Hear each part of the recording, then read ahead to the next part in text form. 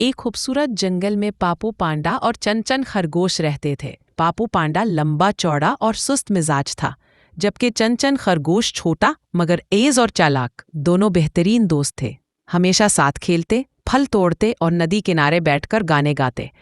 एक दिन जंगल में खबर फैली कि बादशाह हाथी ने दोस्ती का मुकाबला रखा है।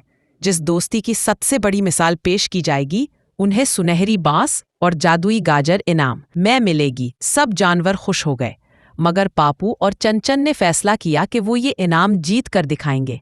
अगले दिन मुकाबला शुरू हुआ। पहला इम्तिहान था मदद का। दरख्त पर बंदर फंस गया था। चंचन तेजी से दौड़ा, मगर दरख्त ऊंचा था। पापू ने अपनी ताकत से दरख्त हिलाया, बंदर नीचे आ गया। सब अब अंधे थे। दूसरा इम्तिहान था सब्र का। बारिश होने लगी, जमीन कीचड़ से भर गई। चंचन ने कहा, पापू मुझे बिठा लो, मैं छोटा हूँ, गिर जाऊंगा। पापू ने मुस्कुराकर कहा, दोस्तों के लिए कंधे हमेशा हाजिर है।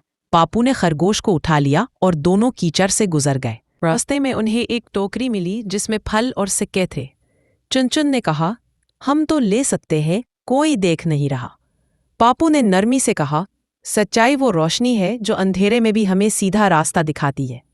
दोनों ने टोकरी वापस रख दी।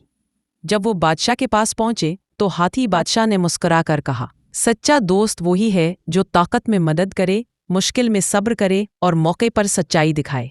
यूं पापू और चंचन ने सुनहरी बांस और जादुई गाजर जीत ली, लेकिन इनाम से ज्यादा खुशी उन्हें अपनी दोस्ती पर थी। सबक: सच्ची दोस्ती वही होती है जो हर इम्तिहान में कायम रहे।